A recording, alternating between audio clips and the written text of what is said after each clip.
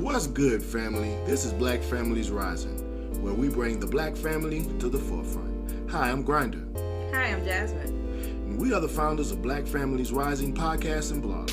We are dedicated to discussing the negative and positive things that are happening in our communities. And finding solutions to the issues that we experience every day. We are the Black family. Rebuilding our legacy together. Keep striving. Keep rising.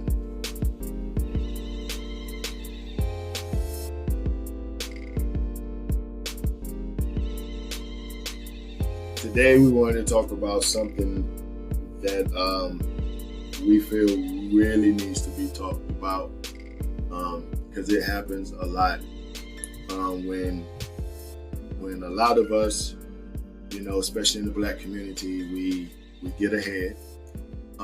We're blessed or fortunate enough to go to college, get an MBA, hell, win the lottery, and we make it.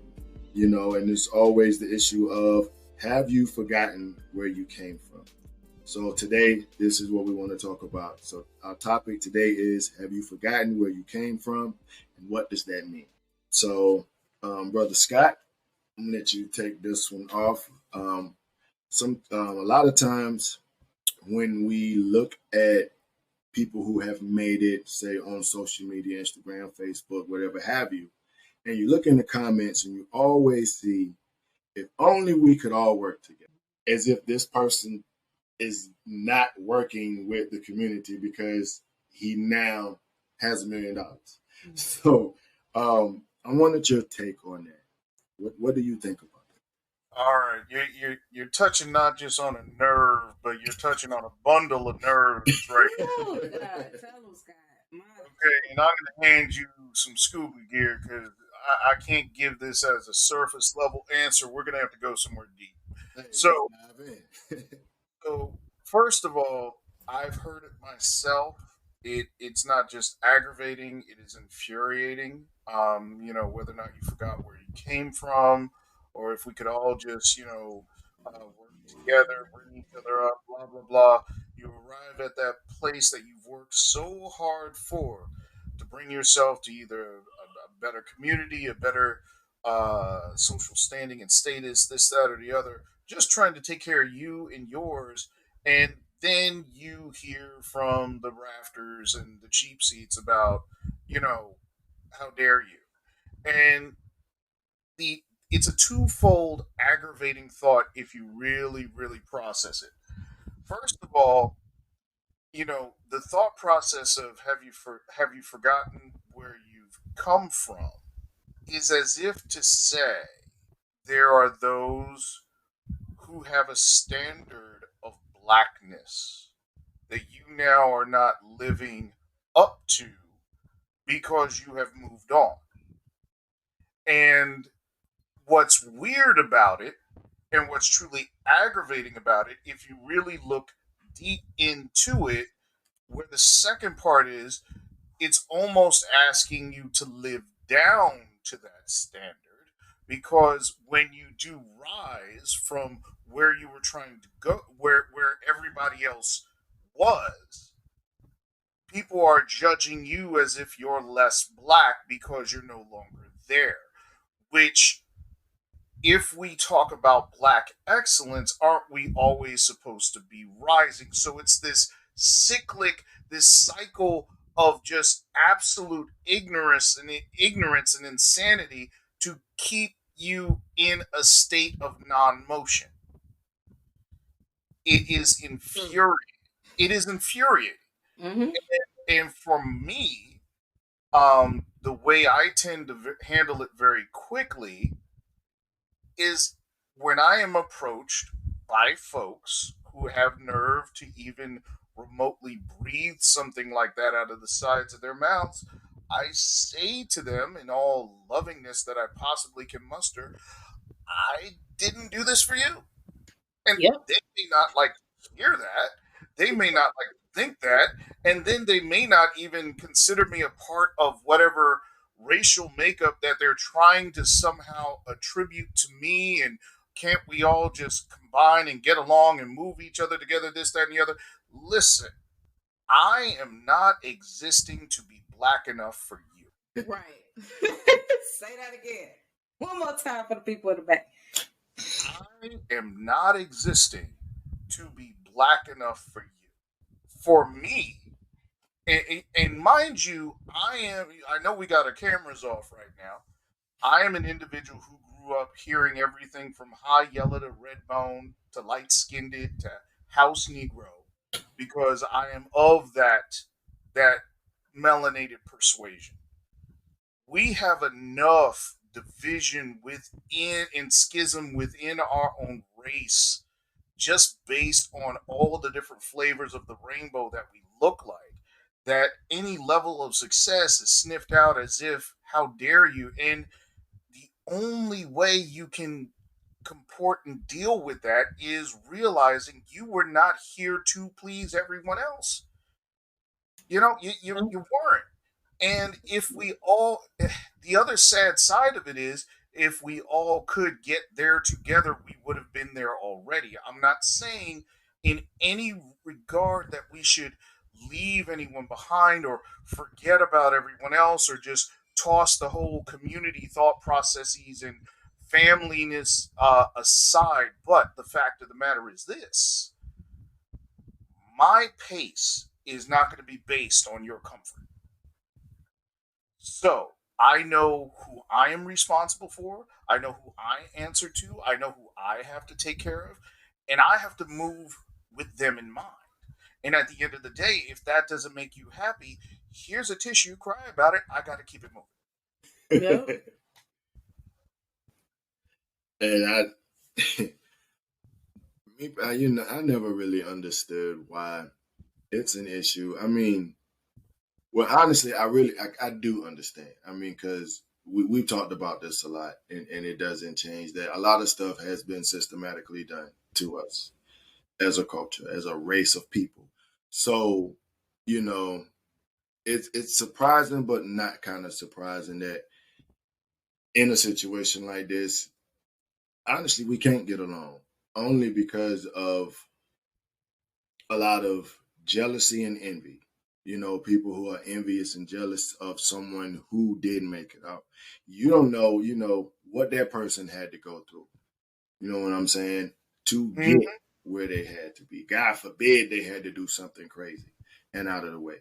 But you don't know what this person had to do. And not just this person, especially if they're a young person, like a lot of times when brothers and sisters go into sports or whatever and they make it, you know what I'm saying?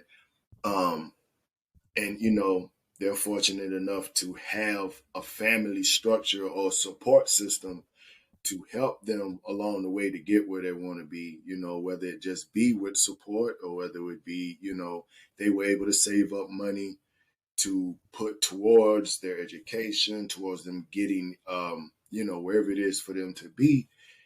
You can't, you know, say something about that if you don't know. And especially when it comes to brothers and sisters getting into sports, they had to go through a lot of stuff to get through that. Not mention, school itself, then the games they had to play, you know what I'm saying, and always excel in those games to even get close enough to be looked at by a scout or someone, you know what I'm saying, who's looking to put them on a team. So, hey, congratulate them, give them their flowers while they're here. Don't shoot them down, you know what I'm saying, with stupid comments. Oh, why can't we all get along? And why can't you just go get a job or do something better with your life instead of worrying about me? Well, You know what I'm saying? what's sad about that, Grinder, is the fact that I think there's more acceptance of those who are rising in the sports arena than some of the others that are out there that you never hear about, like the the the young black girl who's winning the spelling bee, or the black boy who's leading the robotics team, or you True. know academics who are being told as they're walking through the hallways of their school, "Oh, you talk white Yeah. because you enunciate your words, or you dress kind of white, or you why do you hang around all of them, or why are you interested in any of that, or why aren't you listening to, I don't know, whatever the latest rap album is out there." and being judged as if they're less than because of their intellect. And it's absolutely infuriating because it's that reverse narrative of, you know, telling them to chase a lower bar, and the lower bar supposedly is blackness. And and for your original point, um, about why we can't all necessarily get along, and you don't feel we can get along, I feel as if there's potential, there's a possibility of collective and cooperativeness, but part of the problem is we're a capitalistic society. Mhm. So just like you were talking about, it's about what you can get. Yep. Right. So on one hand, because of that, you have one section of society that tends to be far more, far less melanated, where it's about, keeping up with the Joneses. Well, if you can't keep up with the Joneses, you're definitely going to try and keep back the Dawoods. Mhm. True Yeah, indeed. that's true. That's very Because true. because at the end of the day, when there's a larger crowd around you, you don't look like you're falling further behind, and you don't look like a problem. Hmm. So that's just, that's just my thinking on the matter. But there's always that reverse coin to everything that's out there that unfortunately people don't think about. If you're trying to keep up with somebody, somebody is trying to keep somebody else back, and with reason. Exactly. Now, I want to touch on another point. It's kind of coincides with that, and I know everybody knows who Shakari. I hope I'm saying it right. Richardson is, and I don't know if you know what recently just happened, but she revisited the race and she came in last. And she has some very strong comments to say. Nothing disrespectful from what I saw about any of the people who won. Just more so letting everybody know, hey, that's cool, they won, but I'm not done with this. I'll be back. For her comment again, which really wasn't a negative comment, she's being bashed. Um, and my whole thing is beyond why we can't get along. Why do we always have to be so pickified on our brothers and sisters if something like this happens? You know what I'm saying? Like she had her success and she kind of fell back because of, the whole Olympic thing with the marijuana testing and all that. So why, when one of us is still striving to come up, why do we push them back instead of helping them come forward? Well, especially in sports, but throughout society, everything seems to be looked at through the lens of competition instead of cooperation. True. So even when there's no competition apparent, the tendency is to look at it from who is against who here, and what needs to be done. Where is the winner? Where is the loser? I Mm, mean, when it comes to sports, those lines are clearly defined, and then based on who wins, who loses, that's where all the money, the commercials, the promotions line up behind. right, So the sponsorships, that's where they all line up behind. right. So there's not as much value seen in collective cooperativeness, as opposed to competition. Now, Mm, unfortunately, as that bleeds into society, where we lose out on what else we could give each other, what else we could do for each other, and how much further we could get in a group, as opposed to just trying to outrace each other.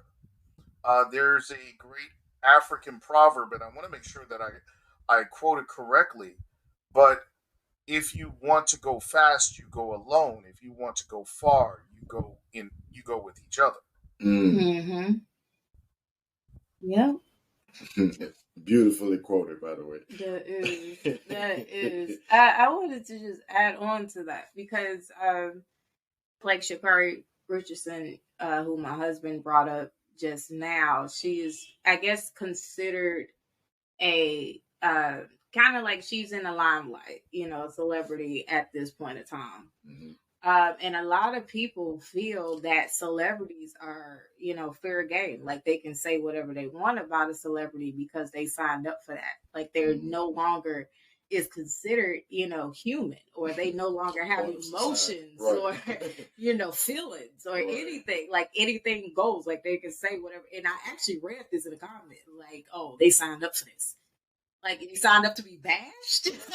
Like, I don't think they signed up for that. And a lot of celebrities don't even, they in the limelight, but they, didn't want to be, but they were. Um, and so I just want to get everyone's thoughts on that, because people do really feel like celebrities is fair game. They can say whatever they want about them. They in the limelight. This is what they signed up for. This is what they want. And I don't believe that. I believe they're still human beings. I believe they still have feelings. I believe that they're not fair game to bash, because if you think about yourself, you don't want, if you are blessed to become a celebrity, you don't want nobody bashing you every time, or a bunch of people coming to bash you every time you say something or do something. So just to get you all's opinion on that topic as well, because I see that a lot too, like fat shaming, all types of things. Just just because they're a celebrity and they just think they can, whatever goes for them. Well, I appreciate you bringing that up, Jasmine. And one of the things I love about this time right now, and I think it couldn't have been done any better, how Black women are leading the revolution in the focus for mental health, not only in sports and in media, but just overall in general. You Mhm. have Naomi Osaka, you have Simone Biles, you have the princess. Good lord, I apologize for forgetting her name. Uh, of England, who's now residing in the U.S. with her husband. Good lord, how I have no idea how I forgot her name, but ultimately these women talk about the mental health Megan, aspect. Megan, I'm sorry, Megan. Megan. Meghan. Yes, Meghan Markle. Thank you very much. Um, how the mental health aspect of their lives have been turned upside down because of the media, because of the focus, because of so many things. Naomi Osaka has been incredible in that regard. And so many people have wanted to just kind of write her off and say, "Oh, boo-hoo, it's so bad." You dry your tears with the money you're making. And the fact of the matter is, Yep. can you imagine what life would be like for you? Because so many people say, "Oh, I'd love to have that kind of attention and that kind of money." Would you like to have your business aired out on a daily, if not an hourly, if not a minute by minute, of your best and worst moments?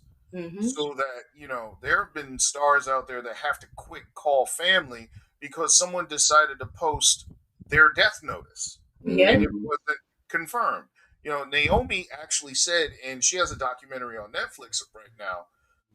Um, while she has battled with anxiety and mental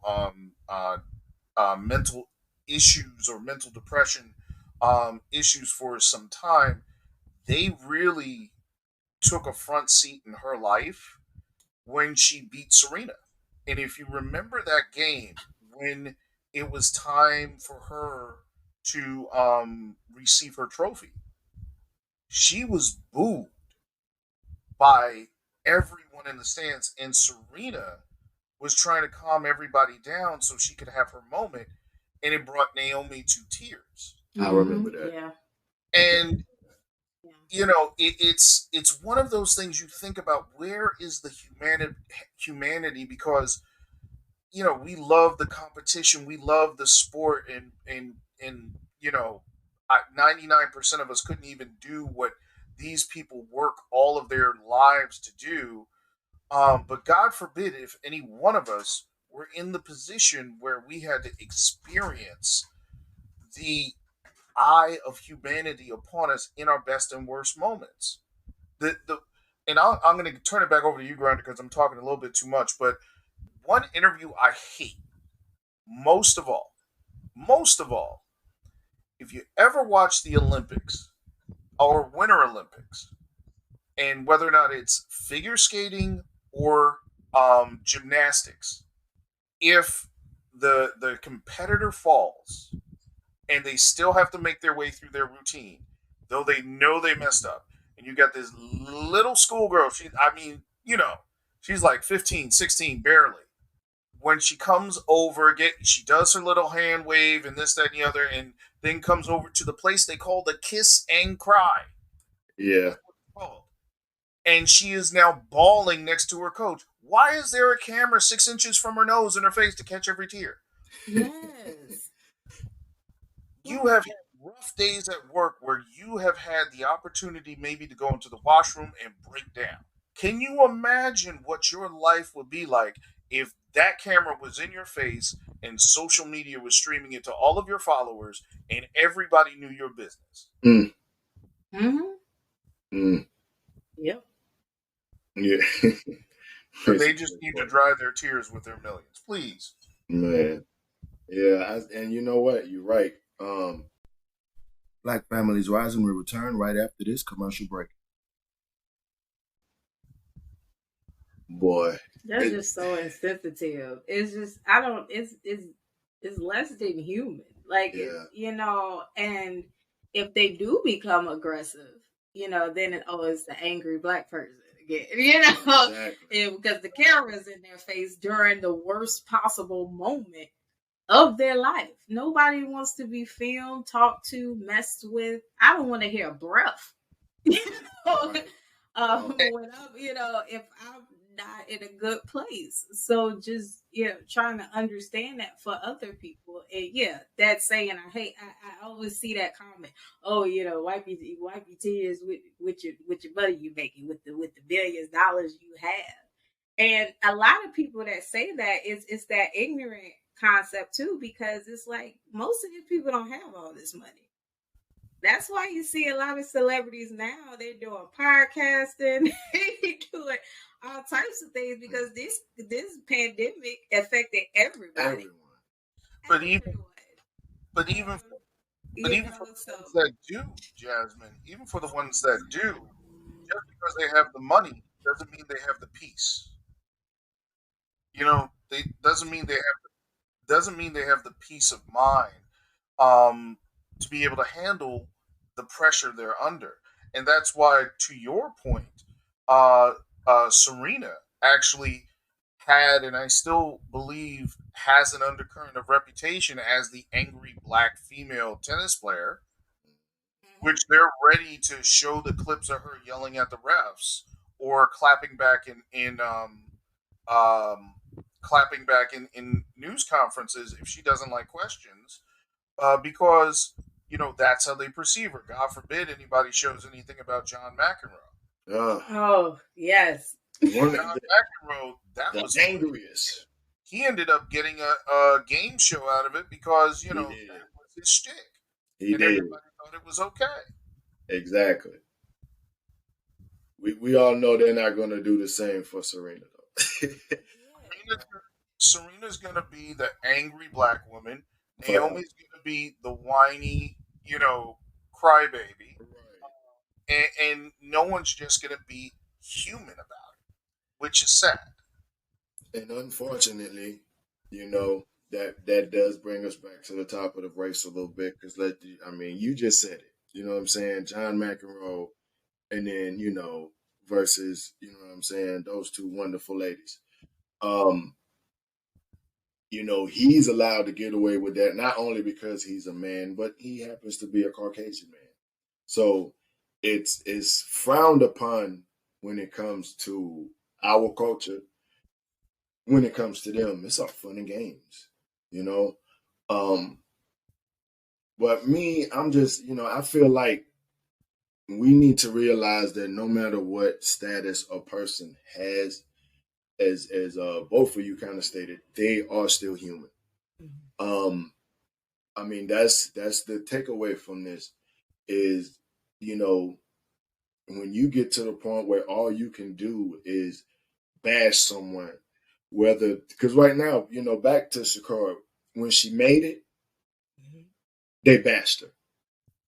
When she failed and came in last, and she was proud, regardless of the fact that she lost, she got bashed for that. So it's like you can't really win for losing. You know, when she was up, yeah, she got congratulated, but she got bashed, and she got bashed more by our people, which hurt me the most. Yeah. She got bashed by our own people, and not just little old people like us three. No, celebrities, rappers, singers, actors, other athletes had something to say. Everybody had to weigh in. Yep. Then you had some rappers and singers like, for instance, Tory Lanez recently just which a lot of people ain't really dealing with him right now. But that's besides the point. But Tory Lanez had something very respectful to say. You know what I'm saying? He basically was saying, look, hey, she came in last. She came in last, but y'all have to respect the fact that this young woman has the right to say what the heck she wants to say. If she felt like, hey, congratulating everybody and not saying nothing else, fine. The one thing that I seen that was on a channel of African American person, a melanin person, however you want to say it, was, oh, she couldn't just be humble. She had to say something. She was being as humble as she could. How would you feel to just a few weeks ago been praised by everybody? Then somebody found out that you use marijuana, which is becoming more and more legal everywhere you go now, and it's being sold and celebrated. And you got Cheech and Chong still talking about it, and Snoop is talking about it, and everybody's talking about it. Everybody's doing it. It's a problem because she's an athlete and she got caught. This woman is 21 years old, right? She made a mistake. She's allowed to make a mistake. There's so many people that have made mistakes that you don't even talk about them no more. But because she's in the U.S. Olympics, it's a big issue. So she has to be, you want her to be humble after just coming off of a high horse, coming off of a high of being celebrated for being as fast as she is, following behind the greats like Flojo, to now all of a sudden, oh, she got to be humble. You came in last, you got to be humble. She don't got to be humble for nothing. Well, I think you got to give it really the fullness of it's more than just the race. And this is where the humanity comes in to really take a step back because within the last month of her life, she has gone from being the most celebrated, decorated, and expected Olympic hopeful for track to losing her mother, to losing her Olympic dream due to testing positive for marijuana, to watching her Olympic teammates go and compete without her while the conversation is being had everywhere, to then being reinstated to compete again and having it hyped as her great return to coming in last. This is the kind of mental roller coaster ride that most people would not survive. Mm-hmm. Correct, sir. Correct. So, for anyone to have a place of comment without checking themselves first and thinking about what would happen if we put your life on blast, which bridge would you be running to jump off of? You know, it's amazing to me. It's amazing to me. I I I don't want to critique or comment on her in any regard except to respect the fact of she's still standing and moving forward, which There is it is. many people would do in her position. And the fact of the matter, if you want to sew it up with a button, she may have come in last in the race, but I guarantee all of you that she would beat all of us and just about anybody listening. Man, Yeah. Anybody comment? Exactly. she beat me in a food eating contest moving fast with the fork. Are you killing me? But back to what you said, and I'm glad you said that. That right there is the issue. she's still proud. See Mm-hmm. what I'm saying? Going through everything you just said to being back in the race and falling in last, she was still proud. That's why I said she didn't have to be humble. I would have done the exact same thing. Probably would have been a little bit more arrogant and more a hole with it. But I would have done the exact same thing because come on, you get blessed to get back in the game, and the people who you would expect to have your back the most are basically trying to help push you back.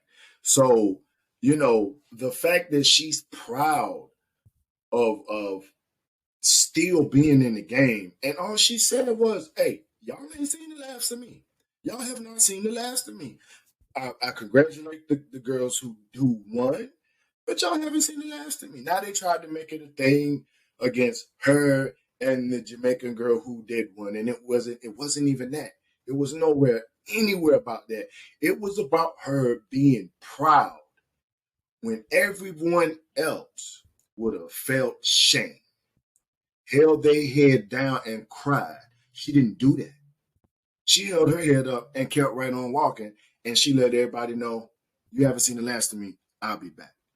And on that note, that's just the way it is with our people when it comes to one of us making it.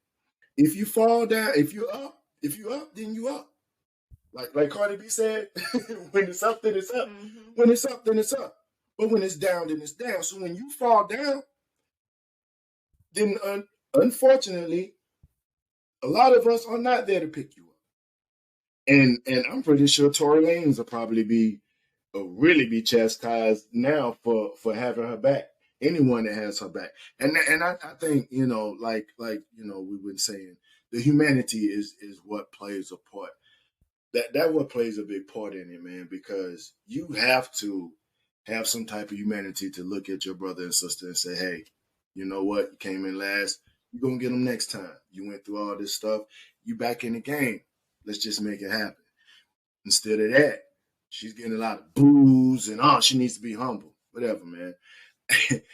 My thing though is what can we do? We're all about solutions. So what can we do to change this mind state of, you know, um being down on our people who are rising up?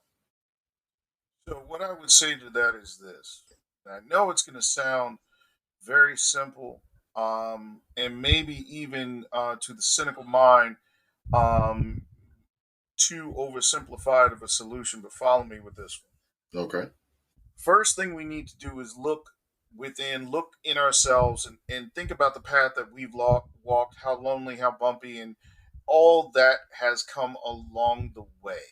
Mm-hmm. And then, two things. One, take the time to pour, at bare minimum, a smile into one person. And take the time to pause before you criticize one person. Why do I say that simply? Do I feel um, we can change the course of this giant ship, um, by trying to pull it left or pull it right? No. But each of us are individuals in it, and we affect another individual in it. And I say to myself, if I can bring at least one smile to somebody during the day, I have done something here. Because you don't know what that other person needs. You That's don't right. know Mm-hmm. what that other person is going through. You don't know if that's the smile that kept them from seeking out the bridge that day. Mm. And simultaneously holding your tongue for that moment could have been the thing that prevented them from going to find that bridge that day. Because as Right. much as you think that criticism is necessary, I guarantee you, each and every one of us have criticized ourselves three times over before you opened your own mouth. Mm-hmm. Yep. So that's it. I guarantee you, what when it for Shikari, she knew she finished last. She doesn't have to pick up any kind of report, turn on the news, hear any analysis. She knew her race before it was done. Everything that everybody is going to analyze wrong about it. Who Right. spoke life into her in that moment? So I say to you this day, if there's anything we can change, find someone once a day to speak life into, and find yourself a reason to pause your tongue at least once a day before you speak anything less than life into someone else. And if we can do that together, we will see the change not only individually, but collectively. Mm. And then we can all just get along, right? You would hope so. But you know, how powerful would it be? Because and not to belabor the point, Grinder, but we've all known each other for some time and gotten to know each other well enough that I can hear in Jasmine's voice and be concerned if she's had or not had her coffee that day. Yep. And even though I may not know the depths or throes of what goes on, I'll at least try to throw a little jab to laugh at for her because I may not be able to solve the whole problem. At the end of the day, that's your job. But at bare minimum, if I can offer a moment, that moment can get her to the next moment. And that's what we need to offer each other if we're all going to get ahead together.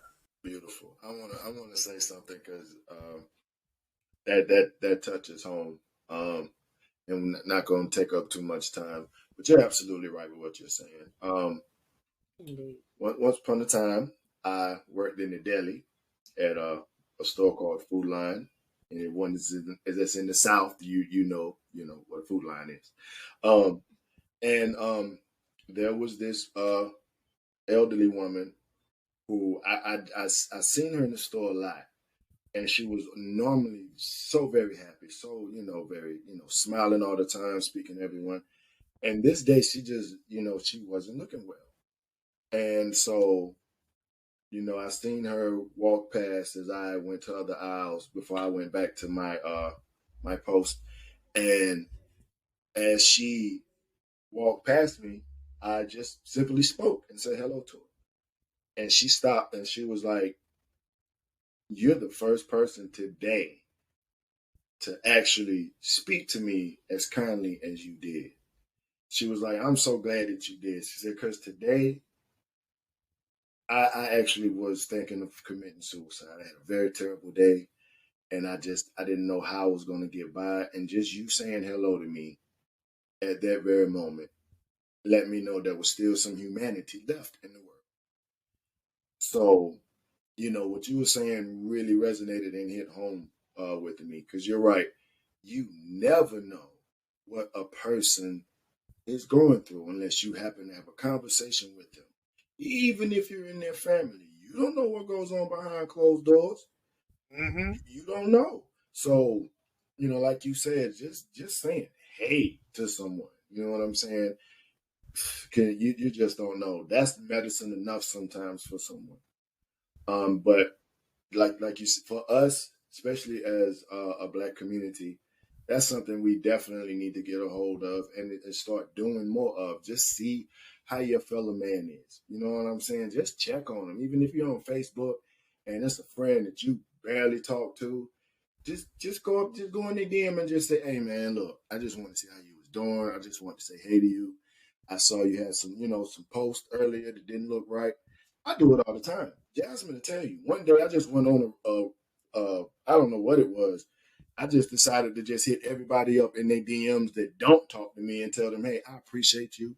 I think you're a great woman or man, and I appreciate what you're doing in life and keep going." You don't know how many people has kept in contact with me that we barely even talked since then. So it's all about, man, just finding your humanity within yourself and just paying it forward, man. You don't know just how much you could help someone just by just by saying hello. So Yeah, I don't. I'm gonna add on to that, and I agree with everything you both said. As far as it, and it comes down to with yourself as well. Looking at yourself, like how hard is it to wake up in the morning just to be a decent person? You don't even have to be a good person, just like a decent individual. A decent human being. Like if you waking up and you choosing violence or you choosing something that's the great, like look into yourself. If you waking up every morning angry, like you have to figure that out because it's not hard to wake up in the morning just to be like, I'm gonna be just a decent human being today. I'm gonna just keep to myself. I'm do what I got to do, and if it's not positive, I'm not gonna say anything.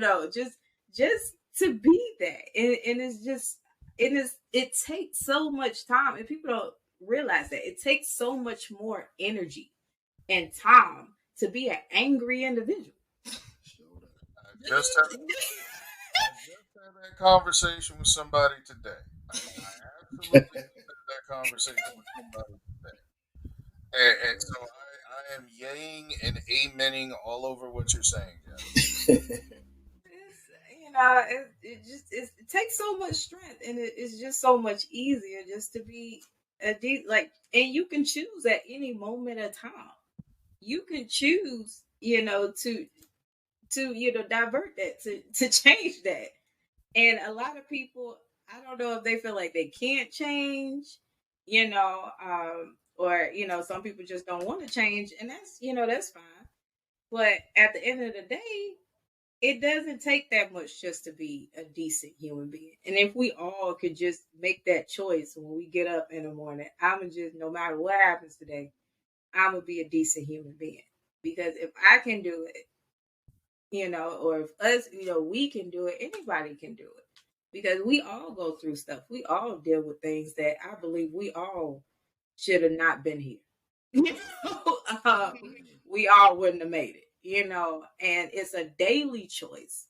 It's a daily decision, to do good or to even just be better than who you was yesterday.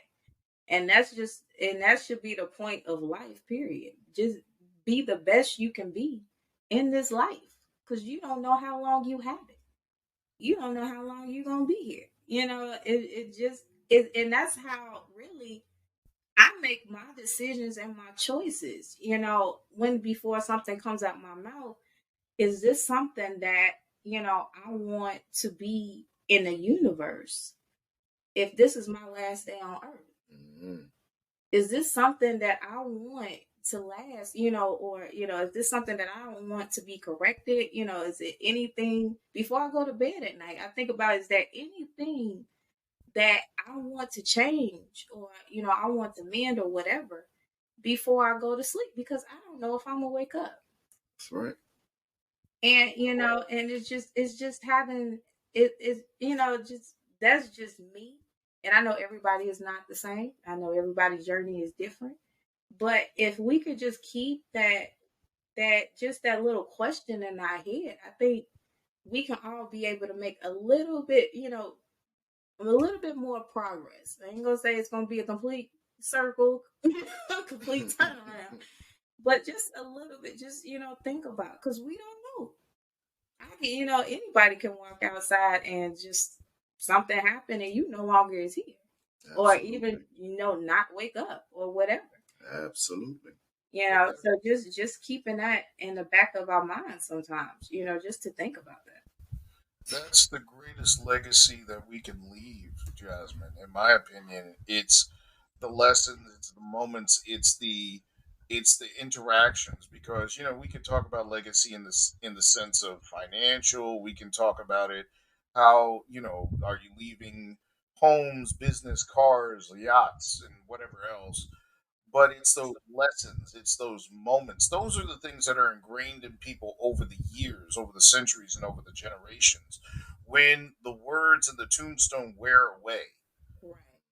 what people are going to talk about is who you were and what you meant to them. Were you that individual that they cringed at having to go to visit and have a relationship. Oh Lord, we have to go see her or him again. Or what were you the individual they loved to get that wisdom poured into them from you and are still passing it on? Your name will eventually be forgotten. Your face will eventually be forgotten. But those lessons, those things that you pour in for better or worse, are the things that will echo through time. Yes. Beautifully said. Beautifully said. On that note, She said it before I could. On that note, we're going to come to this end of our episode. We want to thank you guys for tuning in and checking us out. We thank you, Brother Scott, for always being here with us and being here for us. Thank you so much. And Always. you guys can find us. You guys can find us on iTunes and Spotify and anywhere else you can find a podcast. mm-hmm. We're also looking for our community heroes. So if anybody knows anyone that's doing something great in the community that's not being talked about and you know that it should be talked about, you can email us at blackfamiliesrising@gmail.com and let us know who this person is. And if we can, we'll get an interview with them, or if nothing else, give them a shout out. So with that being said, we thank you guys so much for listening. And as always, keep striving, keep rising. Peace. Peace. Peace. So that's it for this episode of Black Families Rising. I want to thank you guys for choosing to spend this time with us. And remember to check out our blog and follow us on all social media. And stay tuned for our next coming up episodes. So until we meet again, keep striving, keep rising. We are BFR and we are out. Let me see what you got for me. Check gang. Your hands on my IC. Let's get love life in the place to be. Let's get no matter where it's going. Live love life. Stack that paper. Be faithful to your wife. And if you lock down, Machiavelli, hold your head. If you lock down, Machiavelli, hold your head. The Dunk Illuminati all through your body. Watch the word of God blast. 12K shot it. And if you lock down,